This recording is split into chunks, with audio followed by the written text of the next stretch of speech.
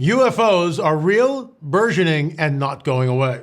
Today is August 19th. This is our special UFO update with our special guest, Dr. Mark CONN. We're going to be talking about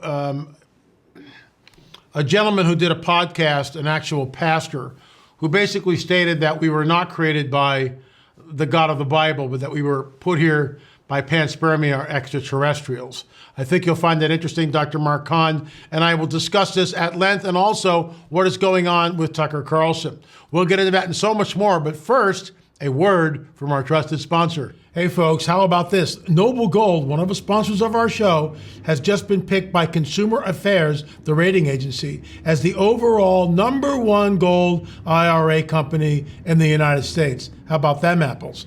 Talk to the team today if you're thinking about precious metals. And if you're quick, they're giving away an incredible 1/10 of an ounce American Eagle gold-proof coin with every qualifying IRA or 401k rollover. Folks, you can't go wrong with Noble Gold. Call the team now, 877-646-5347. That's 876-646-5347. Or to find out more, please visit noblegoldinvestments.com. Once again, noblegoldinvestments.com. So before I bring on Dr. Mark, look, folks, this is what I call the coming great deception. It's being, and that was within the church. It's not coming from outside the church. It's coming from within the church. And we're not going to disparage this man because we're not going to tell you his name, but he's a pastor. And the fact that he's stating this on a podcast, in my opinion, is incredibly alarming. So without any further ado, I will bring on Dr. Mark CONN. So, Dr. Mark, thanks so much for coming on the record. You sent me a link. We will not disparage anyone on this show, and we will not name the gentleman because he's not here to defend himself. But I listened to most of it, and Right. in my opinion, the man is a pastor. He's like right in lockstep with the coming great deception. He's actually espousing what the other side of the aisle, i.e. the Ancient Alien group on the History Channel every Friday night, and New Agers, and the Neo-Darwinists, that we were seated here, panspermia, by some sort of an extraterrestrial, that God did not create us, that we're not made in the image and likeness of the living God. And I take great umbrage in that. And so we're pushing back. And that's why, because you sent me this link, that's why we're doing this. So your thoughts, sir? Right. Well, I understand exactly where he's coming from. He is presented on the podcast as an expert, as a pastor, as a religious authority. Unfortunately, what he does is he takes some of the apocryphal works that were found with the Dead Sea Scrolls. Specifically, his conversation in this episode was regarding the Genesis Apocryphon. And look, the Genesis Apocryphon, it's an ancient text, but it's not included in any canon at all. It's not like it's the book of Enoch where there's been some debate, should this be included, should it not be? This has never been considered to be canon. It's never been considered to be authoritative. It was one of the first items discovered there in the early days in the Dead Sea Scrolls.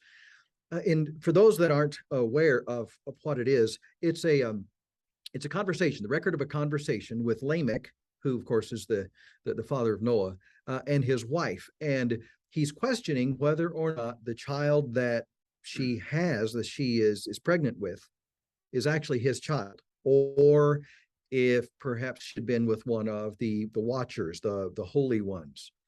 And she assures him, no, I haven't been. The child is yours. They go into some discussion, do you not remember, et cetera, et cetera. Later in the conversation, the identity of Noah is revealed and some of his characteristics. And it says that he has shining eyes, and Lamech says, you lied to me.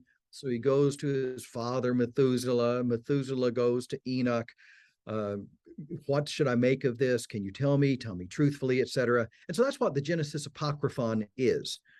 His take on it is that Noah was in fact a Nephilim.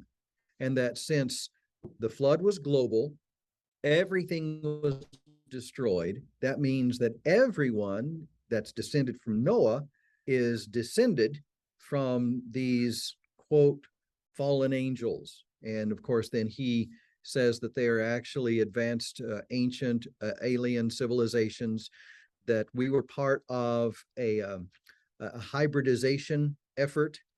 His time period, I think that he included, was about 250,000 years ago, and that Homo sapiens sapiens are the ones that won. So congratulations, LA. Yeah, you're a winner. We were part of the ones that won. The other Homo sapien type groups, Neanderthal and Cro-Magnon, Denisovan, etc. They were the losers in the speciation race, and we're the winners. We're the results of that panspermia, and that he thinks we're getting ready to have a revealing when they're going to come down, reveal themselves as our creators, that we're actually descended from them, and surprise, you're not alone. God isn't really who you thought he was. We're really the gods of the ancient times. And it's exactly the same old malarkey that we've been hearing for years. But this time it's coming from someone who's held out to be a religious authority, Right. as a theologian, as a pastor, and supposedly expert in God's word. What's alarming to me, and what's so poignant, is that I've been warning against this thing for decades. Exactly Right. what you just said. It's in my podcast. It's in my books. It's in our videos. It's everywhere. I have been banging this drum for decades, and now it's here. And it's not coming from outside the church. It's coming from within the church. And I mean, it's horrible exegesis. It says very specifically, I believe it's in chapter 6, and then once again in chapter 7 in Genesis, Noah was pure in all his generations. Noah, you, yes, your wife, your sons, and your son's wife. And I've argued with other people who believe that somehow Ham's wife was a Nephilim and went on the ark. That's just nonsense. right. I mean, he said it's a vetting process. Noah, you, your wife, your sons, and your sons' wives. Everybody who gets on that board are pure in all their generations. There is no contamination. And that's why I wrote the book, the second incursion, how the Nephilim returned after the flood, in which you wrote the foreword and also contributed to that. Thank you very much. Because what we see is it's the same thing done over and over and over again until the cross, and then it all goes away. And then we move into Daniel. Their seed will mingle with the seed of men, but they will not cleave to them. But what amazes me, I'm gonna jump a little bit over to Tucker Carlson. Tucker had, once again, the butchers on, the cattle mutilations. He's been really drilling down into that. And now Fox has another host talking about alien abductions. This is my wheelhouse. I mean, I've been doing this thing forever. Recently, Tucker had, I think his name is Gary Nolan, Professor Nolan for sure. I think his name is Gary, but I might stand corrected. But Professor Nolan's from Stanford. I've actually communicated with him in regard to the Paracas skulls before, because he was the man who did some of the DNA testing on the Atacama little mummy and all that. So Nolan went on Tucker basically and stated, Professor Nolan stated that people in close proximity of UFOs develop all sorts of very alarming diseases, side effects, radiation burns. I mean, it's just, the list goes on and on and on. So once again, it's another rung on the ladder of disclosure. What circling, I want to get your take on that, what your thoughts are on that. And then I want to circle back to, we've already mentioned this, but I really want to drill into this, because this particular individual said, surprise, you're no longer made in the image and likeness of God. I take deep umbrage with that. So first, give me your thoughts on where Tucker is going, because he's rolling this out, and so is Fox News. And then we'll go back and talk about the idea of being made in the image and likeness of God. Sure. Yeah, I'm glad that some of the mainstream media is finally beginning to pick this up. And, it does seem that for whatever reason, Fox News is the primary driver, at least as far as news coverage goes, but they're certainly not the only ones. Yes. I know that it's been on CNN. It's been on NBC, SNBC, and so other news organizations are also covering some of this. I It's think that being we've reached the disseminated through point all media. where they have to recognize it. It's not going away. Too many people have experienced too many things that are otherwise simply unexplainable. Something's going on.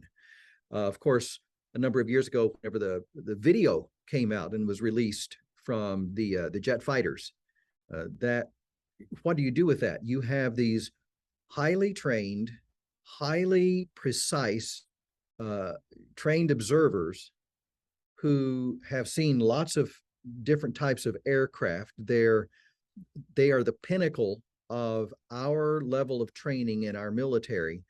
And they're saying, we don't know what this is. It's not like anything that we've seen. It's not like anything within our inventory. You have high-level politicians, people who are in all different levels of government that are coming forward, and they're saying, yeah, this has been going on for years.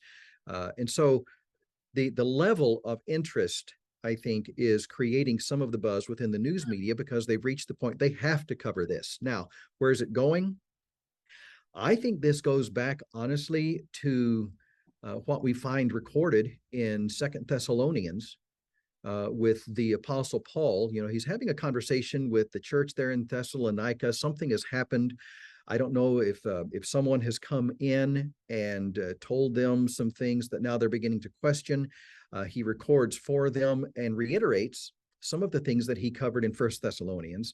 He does it again in Second Thessalonians, and he tells them there in Second Thessalonians chapter number 2 that they should be aware, that they should be very cautious. And he specifically says, you need to guard yourself that you are not deceived.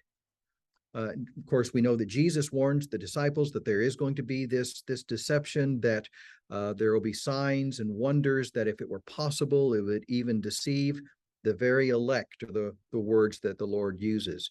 So we find Paul warning the same thing. There's going to be something that is occurring during the end times, and it's the lead up to the rapture of the church and the end time events. There's going to be something that's going to be very deceptive, that's going to occur, that's going to capture the world. Of course, I know I take a little bit different view on this than some others do, but I view the term apostasia that Paul uses there, and I view that, in fact, I talked about it in the article that was in your last Politics, Prophecy, and Supernatural e-magazine. So those of you that are viewing this, if you're not subscribed to LA's magazine, you need to make sure that you do that. It's tremendous source of information every single month. But I had an article that included some of this information this last month.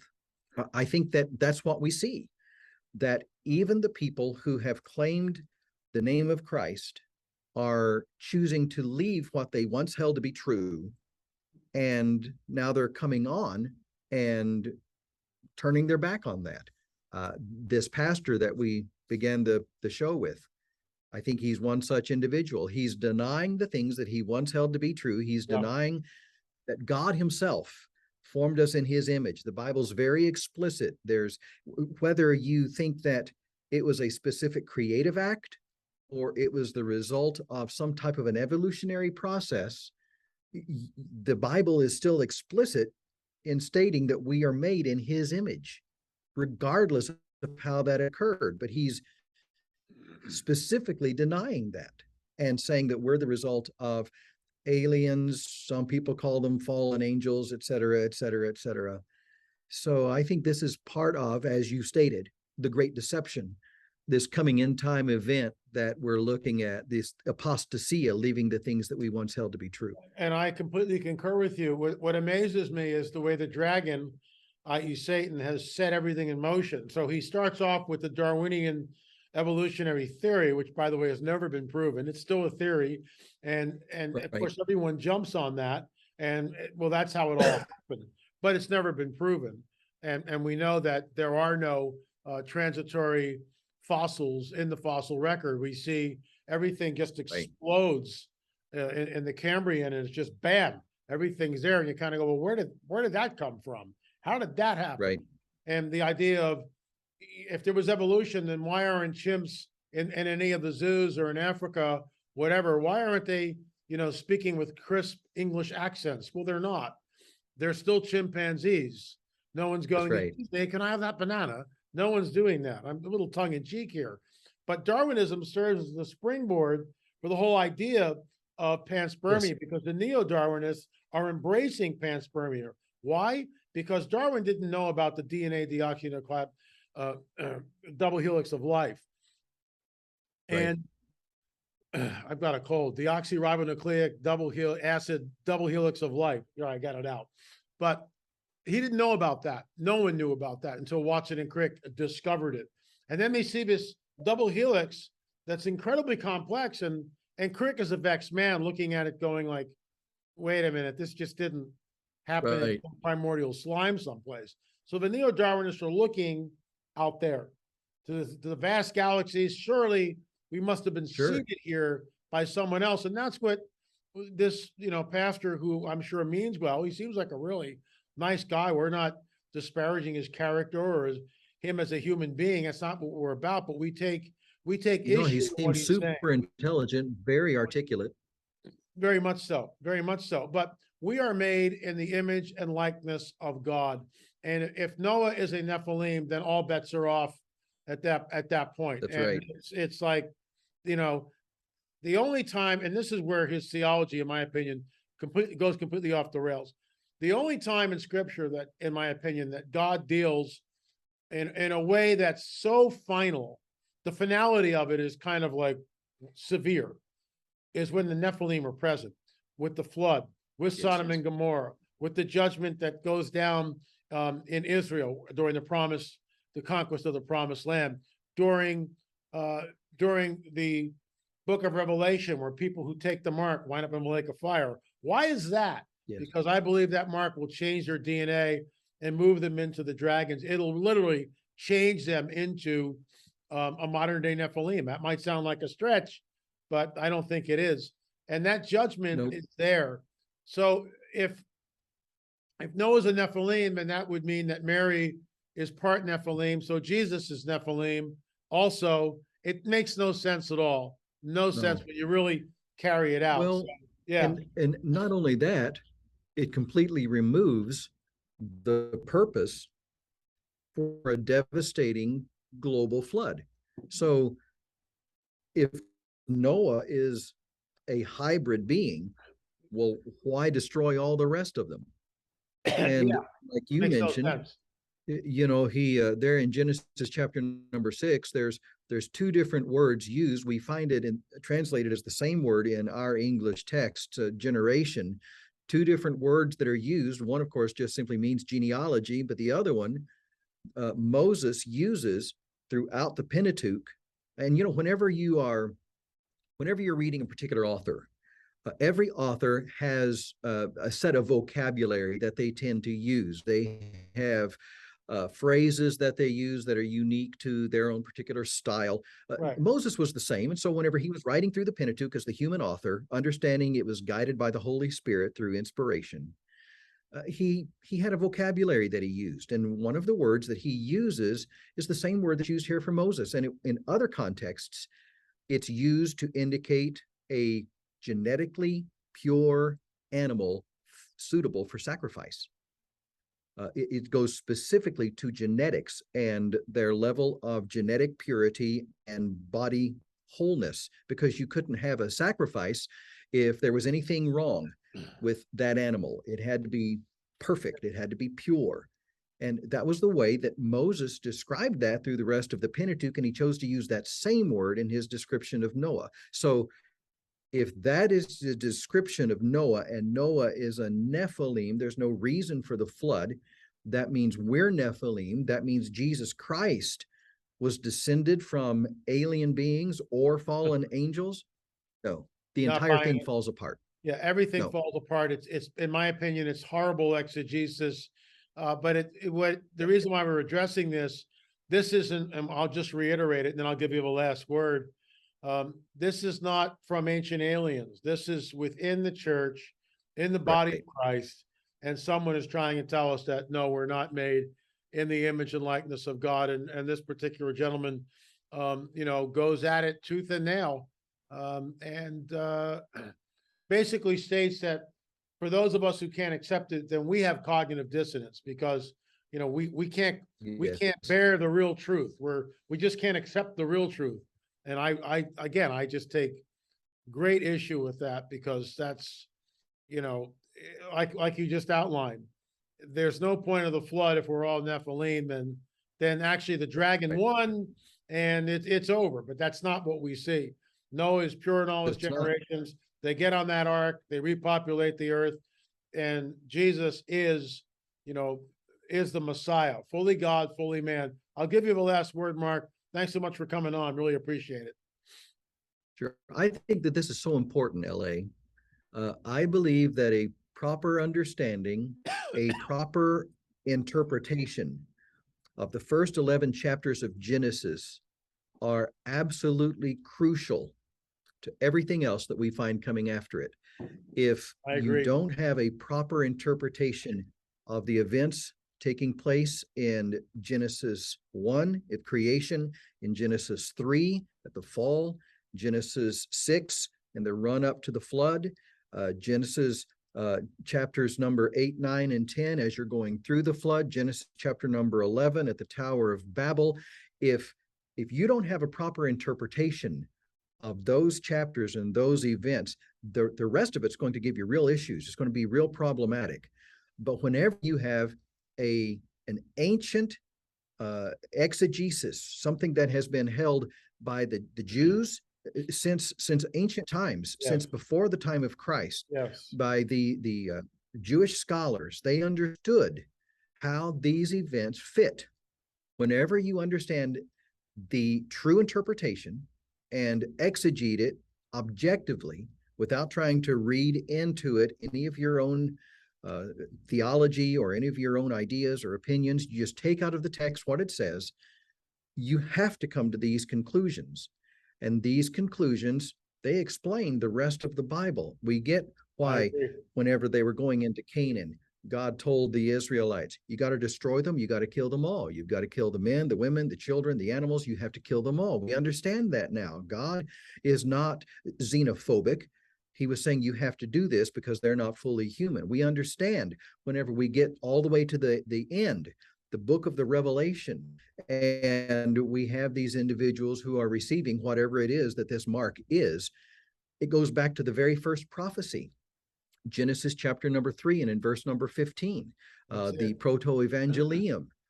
We have this promise of a coming individual from the seed of the woman who is going to fight against the seed of the serpent, the seed of the Nakash.